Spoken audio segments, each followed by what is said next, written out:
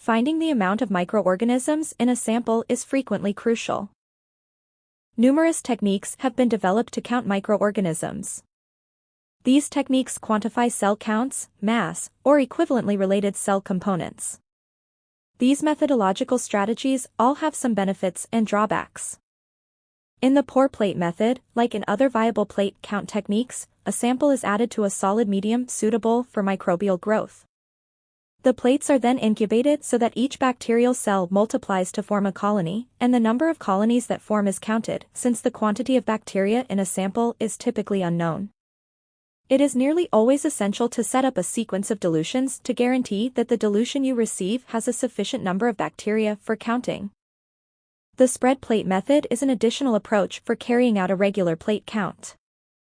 As the name suggests, agar plate surfaces are coated with repeated dilutions of a material. Generally, between 0.1 and 1 milliliter is spread over the surface of a solid nutrient growth medium with a sterile glass rod. The plates are then incubated and the numbers of colonies that develop are counted.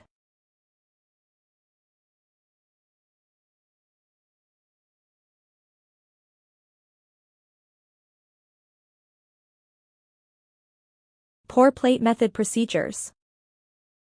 6 nutrient agar pores were melted in a water bath. Then, it was stored in a 50 degrees Celsius water bath until being used. 3 of 99 milliliters dilution blanks were labeled as 10:2, 10:4, and 10:6 respectively. The 6 Petri plates were labeled 10:2 through 10:7. The unknown sample was shaken. 1 milliliter of the sample was aseptically pipette with a sterile pipette and it was transferred into 10:2 dilution blank. Then, the blank was shaken vigorously. With new sterile pipette, 0.1 milliliters was transferred from 10:2 dilution into 10:3 agar plate while 1 milliliter into 10:2 plate. Another 1 milliliter sample was transferred into 10:4 dilution blank and shaken. From 10:4 dilution blanks, 0.1 milliliters was transferred into 10:5 plate, while 1 milliliter into 10:4 plate. This procedure was repeated to form 10:6 dilution blank to establish 10:7 and 10:6 plates. A tube of 50 degrees Celsius melted agar was aseptically poured into each Petri plate containing the samples while swirling. The lids were closed and the plates were left to cool for the agar to become solid. After that, the plates were incubated at 30 degrees Celsius. After incubation, the colonies that had grown on the agar surface and within were counted by marking the colony's position with marker pen on the back of the plate and recorded in the table result. Using plates with 30 to 300 colonies, the bacteria concentration in the original sample was calculated. Spread plate method procedure. 3 of the 9 milliliters dilution water blanks 10:1, 10:2, and 10:3 respectively were labeled. For nutrient agar plates were labeled 10:1 through 10:4. 1 milliliter of the water sample was aseptically pipette into 10:1 dilution tube and the tube was shaken vigorously. The concentration of bacteria in the tube was 1/10 of the original sample. Using a new pipette, 1 milliliter of sample from 10:1 was transferred to 10:2 tube and the tube was shaken. The bacteria concentration became 1/100 of the original sample. Using the same procedure as in step 2, 1 milliliter of the sample from 10:2 was transferred into 10:3. The bacteria concentration became 1/1000 of the original sample. With new pipette, 0.1 milliliters was transferred accordingly from 10:4 tube followed by 10:3, 10:2 and lastly 10:1 into its respective agar plates. The glass spreader was sterilized by dipping it in alcohol and flaming it with flames from Bunsen burner. Once the glass rod had cooled, the sample was spread over the plate surface by touching the rod to the agar and rotating the plate. This step was repeated for each plate. The plates were inverted. Then, the plates were incubated at 30 degrees Celsius for 24 to 48 hours. After incubation, the colonies were counted and recorded in the result table. Then, the concentration of bacteria in the original sample was calculated.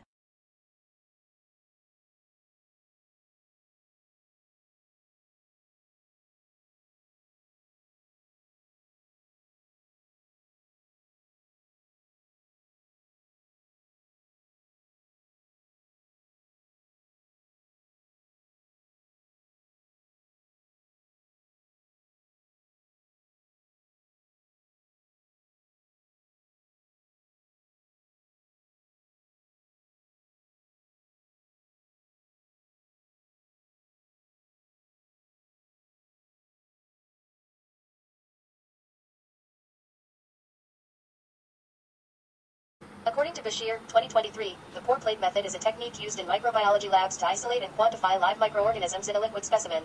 It uses the concept of serial dilution to enumerate colonies of viable microorganisms. A sample, usually 1 milliliter, is diluted and poured into a petri dish. Then, molten agar at about 45 to 50 is added to the dish and mixed. Once the agar solidifies, the dish is incubated at a suitable temperature. Before the pour plate technique is performed, the sample must be diluted serially to achieve a microbial count between 20 to 300 CFU per milliliter in the sample. If the sample is liquid, it can be diluted with sterile distilled water or sterile broth. If the sample is solid or semi-solid, it first needs to be emulsified and then diluted serially to decrease the microbial load to an acceptable range. The sample can either be added to the petri dish before pouring the molten agar medium over it, or it can be mixed with the molten agar medium before pouring. After pouring into the petri dish, the dish should be swirled quickly to ensure proper mixing of the sample with the medium. The mixed medium is then allowed to solidify and is incubated under suitable conditions to allow the microorganisms in the sample to grow. After incubation, the number of isolated colonies is counted. This technique is generally used to count viable microorganisms in each sample by enumerating the total number of colony-forming units, CFUs, on and or within the solid medium. It is primarily used for counting bacteria, but actinobacteria, molds, and yeasts can also be isolated and counted. Bashir, 2023. In this experiment, a 10 to the power of -2 dilution often results in a plate with densely packed colonies, too numerous to count, often referred to as a lung of bacteria. A 10 to the power of -3 dilution plate might still have a high number of colonies, but less dense than the 10 to the power of -2 plate. A 10 to the power of -4 dilution plate usually has a countable number of colonies. For instance, one might observe 162 colonies. Lastly, a 10 to the power of -5 dilution plate typically has fewer colonies than the 10 to the power of -4 plate. When the dilution factor gets larger, such as 10 to the power of -3, 10 to the power of -4, and 10 to the power of -5, the bacterial concentration reduces. This results in a lesser number of colonies that are more dispersed and simpler to enumerate. Why 10 to the power of -2 has so many colonies? The quantity of colonies that appear in a pour plate of 10 to the power of -2 are more than the other pour plate due to its higher concentration of water sample than the other's pour plate. So, it has low dilution. Plus, a specific volume of the serially diluted sample is combined with molten agar medium. Following solidification, the plate is incubated to facilitate the growth of microorganisms. Each viable microorganism will proliferate, leading to the formation of an individual colony. Moreover, larger presence of colonies on the agar's surface due to the availability of more space for growth, an abundance of nutrients, and the better dilution of toxic byproducts. Why 10 to the power of -3, 10 to the power of -4, 10 to the power of -5 has fewer colonies? The quantity of colonies that appear in a pour plate of 10 to the power of -3, 10 to the power of -4, and 10 to the power of -5 is less than 10 to the power of -2 pour plate due to its lower concentration of water sample than 10 to the power of -2 pour plate. So, it has higher dilution. With the highest dilution, which is 10 to the power of -5, the colonies can be countable since it has the fewer colonies than the other pour plate. The spread plate method is a microbiological technique used to quantitatively determine the number of viable microorganisms in a sample. It involves spreading a known volume of a liquid sample over the surface of a solid agar medium and allowing the microorganisms to grow and form colonies. The method employs a systematic dilution series, starting with a 1:10 dilution, 10 to 1, and proceeding to 1:100, 10 to 2, and 1:1000, 10 to 3. This helps in obtaining a range of concentrations for better colony counting accuracy. Proper labeling of dilution tubes and agar plates is crucial for maintaining the order and ensuring accurate calculations. The dilution factor should be reflected in the labeling to track the different concentrations. Thorough mixing of the dilution tubes is essential to ensure an even distribution of bacteria. Vortexing or vigorous shaking is recommended to achieve homogeneity in each dilution.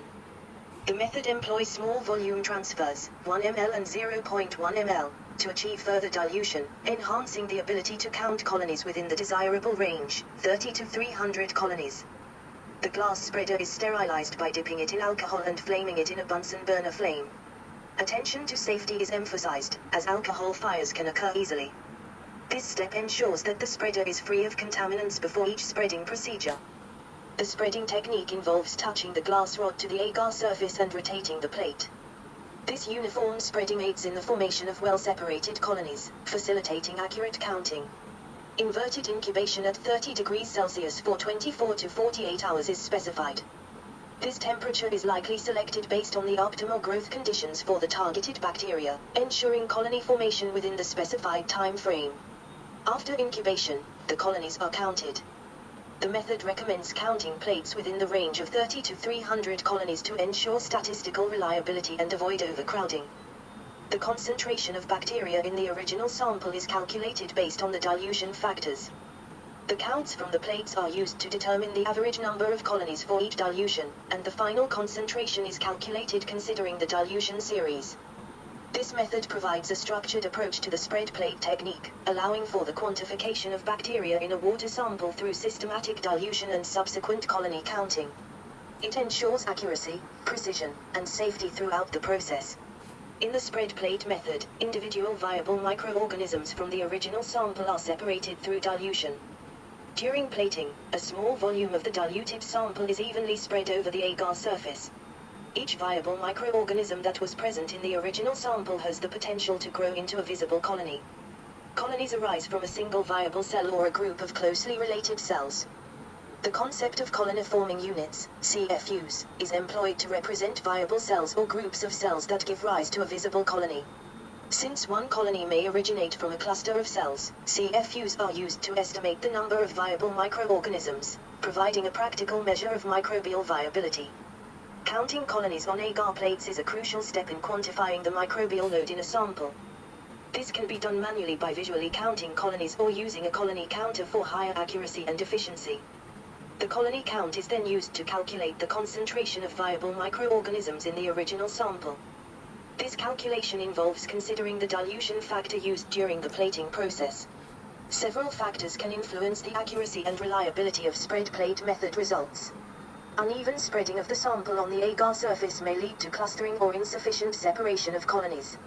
Incubation conditions, including temperature and duration, are critical as they affect microbial growth rates. Contamination from external sources during the procedure can also impact results. Maintaining consistent and aseptic techniques, along with proper controls, helps mitigate these factors.